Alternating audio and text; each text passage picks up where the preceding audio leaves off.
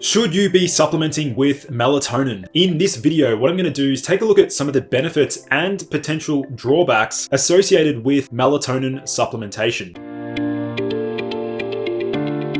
So for those of you who are brand new to my channel, my name is Lucas, the founder of Ergogenic Health, and my mission is to bring you the most cutting-edge health information that you'll struggle to find on Google. So please like this video and hit subscribe if you want to stay up to date with the latest and greatest health research. So what is melatonin? Melatonin is a hormone that is produced by the pineal gland within the brain. Now, what's really critical to understand is how lightness and darkness influences the production of melatonin. So what we can see here is how light inhibits the production of melatonin, whereas darkness or dark environments stimulates the suprachiasmatic nucleus to secrete melatonin from the pineal gland. Now, what's also really important to understand is how melatonin can regulate the sleep-wake cycle. It optimizes sleep. It can defend against EMF radiation. It can improve and help eyesight. It's a potent antioxidant, which I'll get into in more detail shortly. It supports the immune system, supports cell function, and protects many organs. So what I'll do now is outline some of the potential, drawbacks and benefits associated with melatonin supplements. So is melatonin the strongest antioxidant in the human body? Well, this is in fact true. Melatonin is more powerful in preventing cell death than vitamin E, glutathione, which we previously thought of as the master antioxidant, mannitol, and vitamin C. But with this information in mind, does this mean you should be supplementing with melatonin? Because after all, melatonin is a hormone, and essentially you will be going on hormone replacement therapy by supplementing with melatonin. Now, let's have a look at some of the other broad spectrum benefits associated with exogenous melatonin use. Firstly, we know that melatonin now possesses potent antiviral effects. There's a reason why there are so many papers now being published associated with melatonin use and treating a virus that starts with C. So we can see that melatonin down-regulates ACE2 surface expression, which decreases viral entry into the human body. It can decrease viral protein activation and also decrease viral replication. In addition, melatonin again possesses potent antioxidant effects by increasing superoxide dismutase, increasing glutathione synthesis and catalase, which can basically help to scavenge oxygen and nitrogen-based free radicals. And in addition, it's also used as an anti-inflammatory by decreasing NF-kappa B signaling, TLR4, which is toll-like receptor 4, INOS, COX-2, and some other inflammatory mediators. So we can see that melatonin possesses both, antioxidant, anti-inflammatory coupled with antiviral properties. So what is melatonin currently being used for? Well, I guess the most common uses for melatonin is anything related to sleep. So the primary use would be any sleep-related issues such as jet lag recovery, insomnia, or poor sleep quality. Now, some of the secondary uses of megadosing melatonin, so anywhere from 10 milligrams to say 100 milligrams, has been used for improving immune health, brain health, mitochondrial function, reducing cancer-related outcomes, fat loss by increasing brown fat, and also reducing inflammation. Here are some of the other benefits associated with melatonin supplementation. It has immunomodulatory effects, it has cardioprotective properties, it's neuroprotective, it can regulate the metabolism, it can affect melanogenesis, and also anti-neoplastic properties, so reducing tumor formation and cancer development. In addition, we can see some of the other effects of melatonin supplements. We can see that it can regulate the placenta, so neural glial development. It's a central and peripheral synchronizer. It can affect reproductive sexual maturation, which I'll get into more soon about how melatonin, one of the major drawbacks associated with melatonin is related to sexual functioning and sex hormone production. It can affect body and bone mass, and so we can see that melatonin clearly has some very broad spectrum activity within the body outside of just simply improving sleep. So the big question that gets asked all the time is, if you take melatonin, does this shut down your body's own production of melatonin? Now, this is known as the negative feedback loop, where let's say, for example, somebody goes on testosterone replacement therapy, the body then shuts down its own production. Now, taking small to moderate doses of melatonin does not appear to reduce the body's own production of melatonin. 300 micrograms to 1 milligram extended release tablets, in my opinion, is something that I personally consider safe for regular or long-term usage. Any higher than this, and some people generally develop easily reversible addiction and or dependence. Really important point here is the dosage is critical. Now, you rarely hear about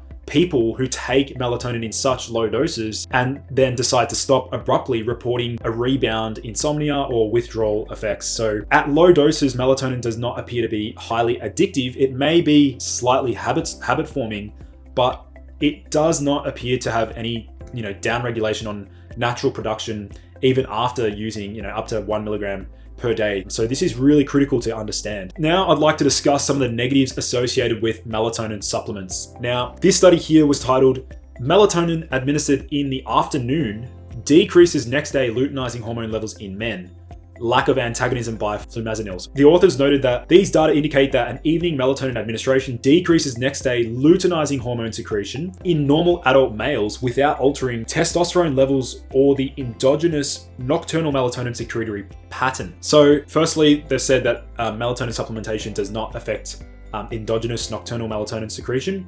Number one. Number two, they're saying that melatonin can reduce luteinizing hormone pulsatile secretion. So to me, but they're saying it does not affect testosterone levels. But a reduction in luteinizing hormone secretion may have a suppressive effect on libido and sexual functioning, even though testosterone levels are unaltered, because luteinizing hormone by itself appears to possess some degree of libido stimulation in various parts of the brain. So here are some anecdotal negatives of melatonin supplements that I really want to sort of highlight, but not place a lot of emphasis on. So this guy here posted on Reddit, healthy 22-year-old male, began taking 20 milligrams of melatonin about 3 months ago, experienced extreme and sudden libido decrease, stopped dosing immediately after experiencing decrease, libido has not rebounded. Desperate, please help. So we're seeing long-term negative effects of melatonin on sexual functioning and libido. To further add to this person posted, "I've been taking 5 to 15 milligrams a night of melatonin for the last month or two. Libido has gone down, and I've read that melatonin can suppress luteinizing hormone. I've also been waking up too early or in the middle of the night, which I don't like, and I've been having vivid dreams some nights, which I do like since I'm starting to train myself to lucid dream. I see from other threads that my dosage is way too high. Going to quit melatonin for a while to try and reset my libido to learn to sleep without it, then might try it again at a dose of 1 milligram or lower. Am I on the right track here, or is there something else I should be doing?" So clearly we're seeing a number of men. I know I've only just shared 2 anecdotes, but if you go online, have a look at what people have experienced with melatonin supplementation. Many of them do report this reduction in libido. And I've got theories as to why this might be the case, whether it's increasing prolactin, increasing serotonin, antagonizing dopamine, or inhibiting aromatase too much. These are some, as I said before, reducing luteinizing hormone secretion that also may play a role here. Again, another person said, "I was told to take melatonin 2 hours before bed, 0.5 milligrams, and do the usual sleep hygiene things like no screens, eating, or exercise before bed.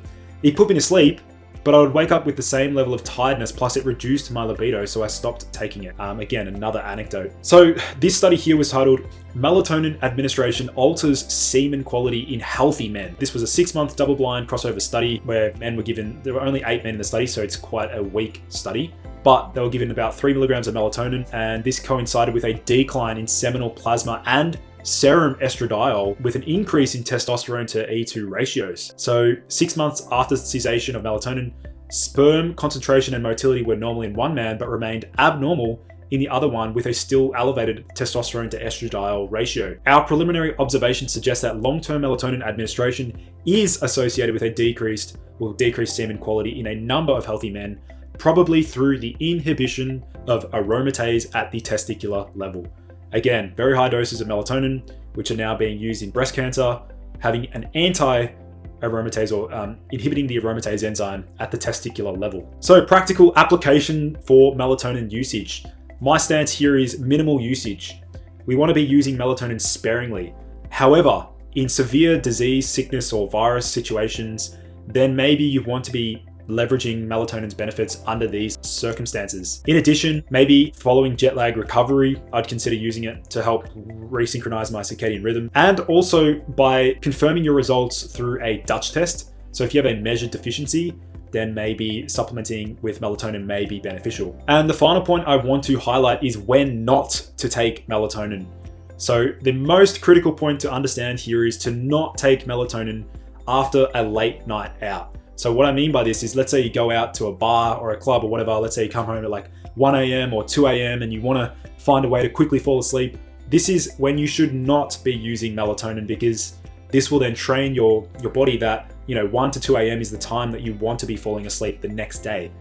So here, I'd rather people use other sleep enhancing supplements, which, I've dived into many different sleep enhancing compounds on my channel. If you want a customized sleep protocol, customized sleep stack, check the link in the video description down below. And otherwise, save melatonin for the following night to reset your circadian rhythm back to your ideal time.